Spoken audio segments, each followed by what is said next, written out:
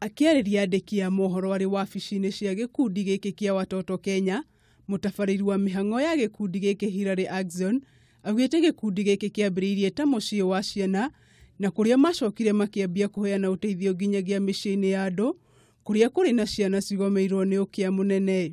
We came up with an idea of alternative family care, taking care of 43 families in this rural area of Gilore ward.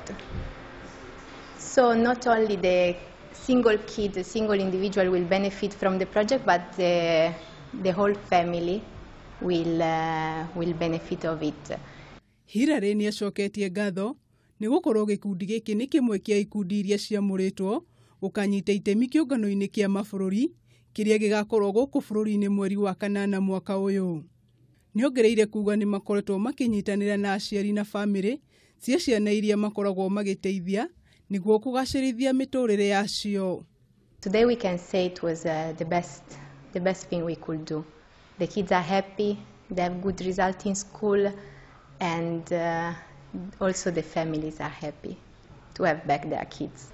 Okay, for each family we take care of education because as Watoto Kenya we believe education is the key to empower every human being and is a right every kid has.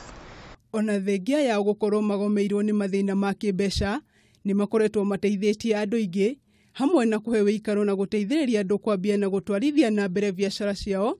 Itanya rĩao inene rĩrĩ kũgĩa na kĩhonia gĩa gũtũra kuhurana na thĩna ũrĩa ũkoragwo ũgomeire ikari ya kaunti ĩno. Nimesaidika kwa kuwa nimelipiwa school fees mtoto wangu. Naye amefaulu, alipofika form 4 akafanya vizuri, alipata B-. Na sasa anaendelea, anafanya graduation yake Disemba mwaka huu.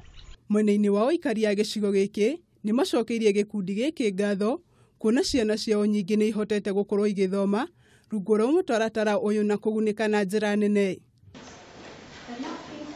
Handũ-inĩ ha Kameme TV, Njĩta Wanjikũ wa Wanjikũ.